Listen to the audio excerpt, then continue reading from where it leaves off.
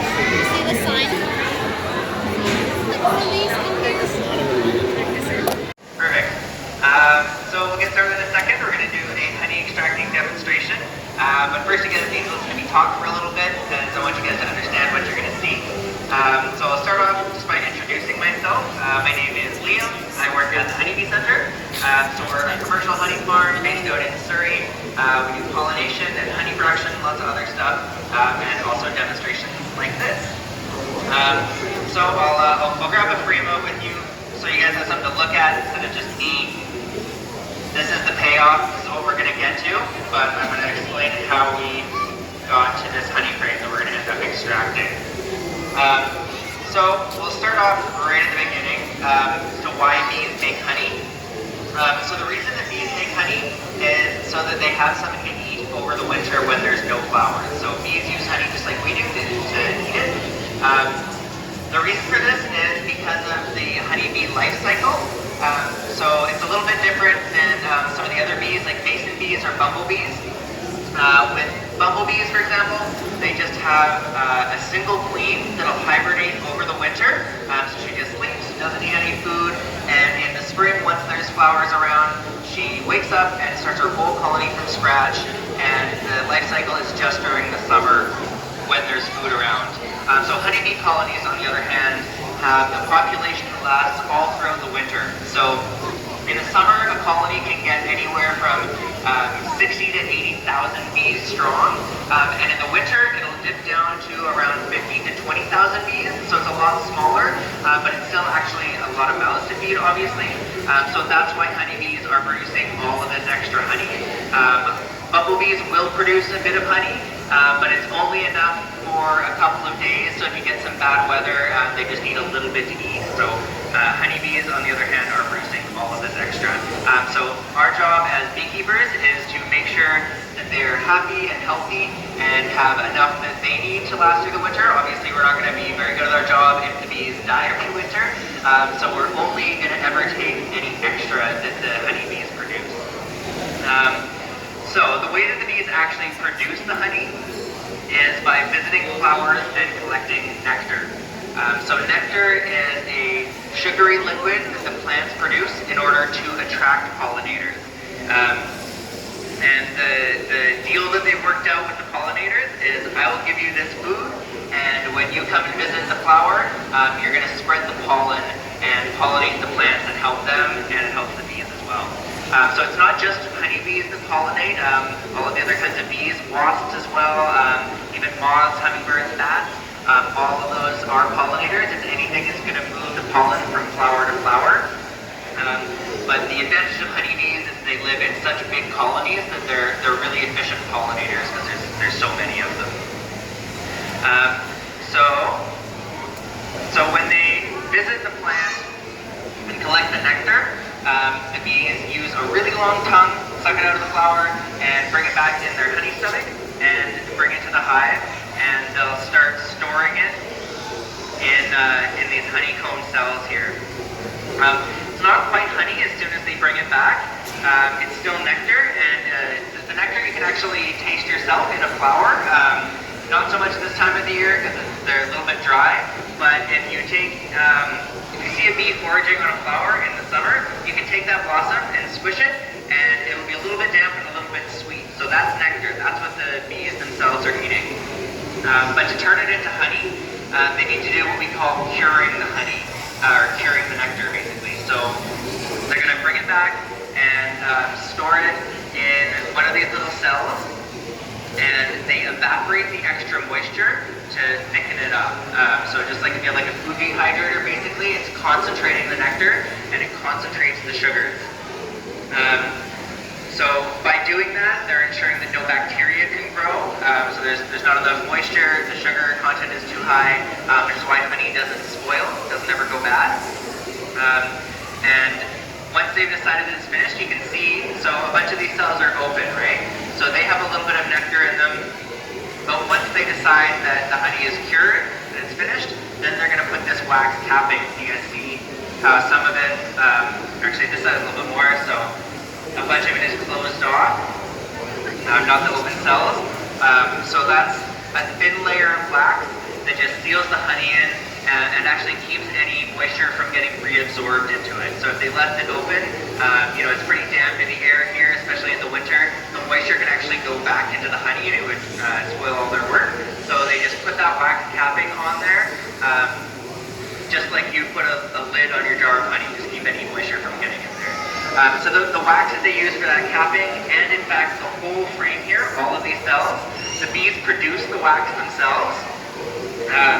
So when we put the frame into the colony, so this one's plastic, sometimes they're wood, it doesn't really matter, but basically it just has a thin layer of foundation in the center here, and the bees produce the wax to make the honeycomb shape. So it's actually from, they have a gland on their chest, and so wax comes out there and they chew it up and shape it into that, like little basins. Some people think this is gross, but if you think it's weird that bees produce wax, we do too. It's just earwax.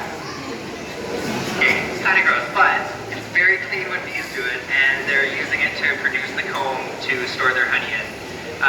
The cells can also be used, it's also where the queen lays the egg, so depending on the time of year, more of the hive will be used to store honey, or more of it will be eggs. They can be used interchangeably.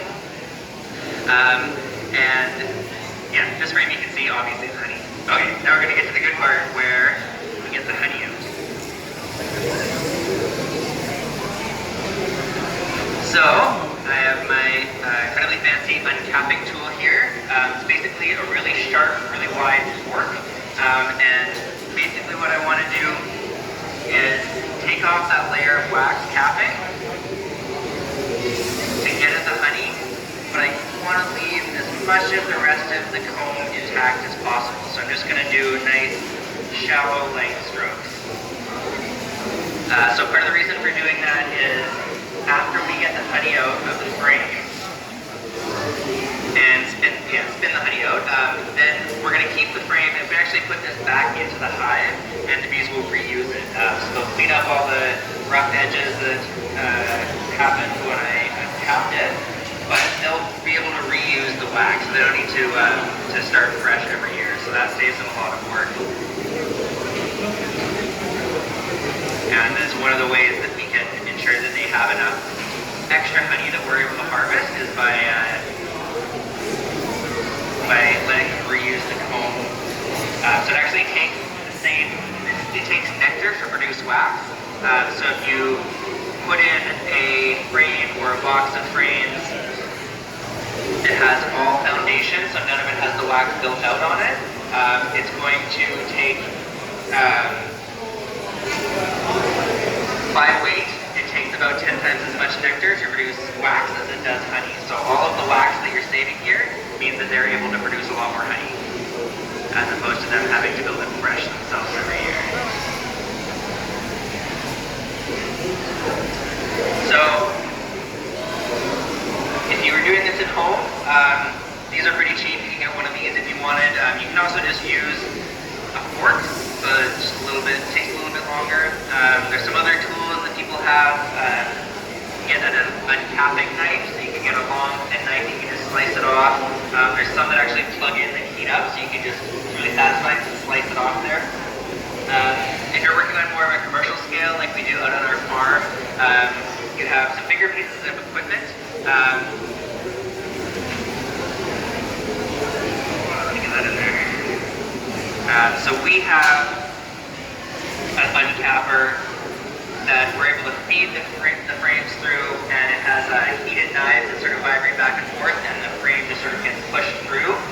So you show up in the morning, you turn the heat on, and it puts water through to heat them up, and it just automatically goes through. We don't have to do it by hand for every one of our frames, luckily. But the concept is the same, no matter if you're doing it at home or you're doing it here. You're taking off this wax layer, and then you're going to put this in here.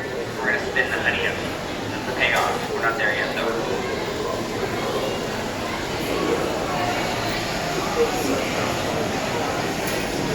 So I mentioned earlier that honey doesn't go bad, which is true as long as it's stored properly, as long as it has a low moisture content. But honey will crystallize, I usually get nods of comprehension when I say honey goes hard and crystally in the cupboard. Yeah, most people have experienced that. Sucrose and glucose, yeah, I'm pretty sure that's true. Anyways, what happens over time is they separate, and the glucose will form sugar crystals. So it's totally safe to eat as is. Some people kind of prefer it because it doesn't leak off your toast, but most people prefer liquid. And if you ever have crystallized honey that you want to get back to liquid, just gently heat it up. So if it's in a glass jar, usually what I'll do is just put it in a pot of warm water, and you'll see the edges of it will start liquefying. Just stir it up. If you want it to stay liquid for quite a while, try to get it fully liquid. So if you leave a little bit of crystal in there, say you're like, oh, that's good enough, and it's sort of got a chunk of crystal at the bottom, it's going to crystallize again quite quickly. So what I suggest sometimes if people have like a big container of honey, maybe scoop out some into like a mason jar, the amount that you're going to use over the next couple of weeks, and liquefy that, get that really nice and liquid, just as you're using it, and then add more into it so you're not heating the honey over and over again.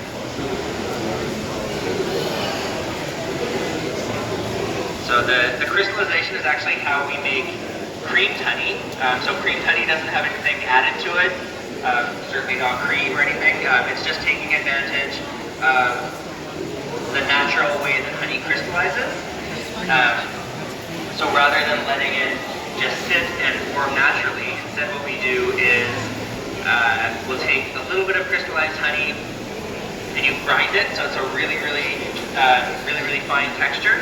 You can add that to liquid honey, and then instead of forming big chunky crystals, it's going to form really fine smooth crystals. So you just stir that in, leave it for a couple days, stir it again, and then we'll put that into the bottle. So that's all the creamed honey is. And then you don't need to worry about it crystallizing because it's already happened.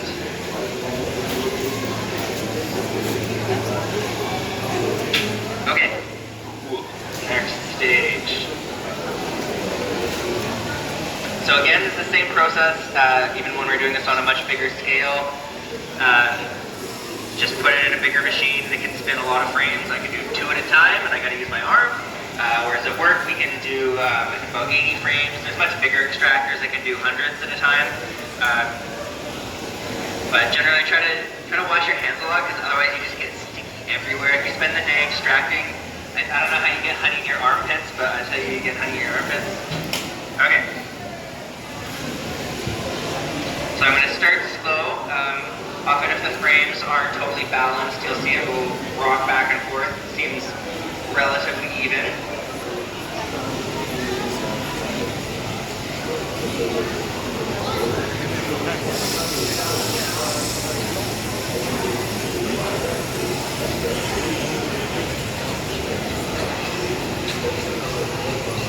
And the design of this one, I'm going to do one side, then I'm going to flip it and do the other side. So probably go back and do a little bit more on this first side. I'm just going to flip it over again.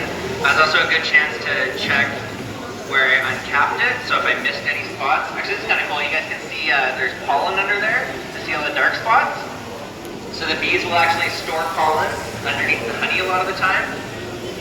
The honey will, it actually helps break down the pollen. So that's usually the way that they store the pollen, is mix it with a little bit of honey, and the honey will, it breaks down the outer shell of the pollen or something like that. Makes it a little bit easier for them to digest. The pollen doesn't get extracted this way, so the pollen is never going to come out of this frame, no matter how hard you spin. When we collect pollen, we actually do it with the screen that goes on the bottom of the hive. So as the bees fly back into the hive, they are carrying the pollen on their legs, the baskets. You can see it on their bodies. And basically we just have a screen that they have to wiggle through, and a certain percentage of the pollen is going to get knocked off, and it's on a tray at the bottom. You have to pull that out, clean it, dry it, and so that's the pollen that we have available inside. It's not extracted from frames like this. And we always make sure to only collect the pollen towards the fall, because they need it to raise the young in the spring, so you want to make sure they can grow really quickly, be healthy.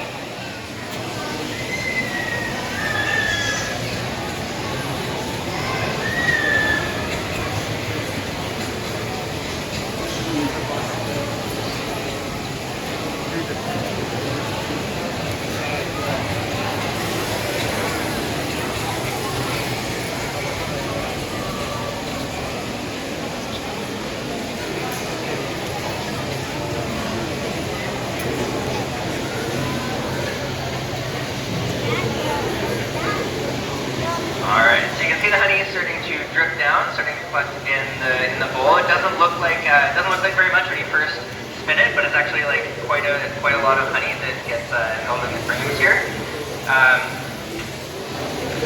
There's no set amount of honey that a hive is going to make over the summer. It varies a lot. So obviously the amount of plants that are available, the number of flowers, weather for sure plays a role.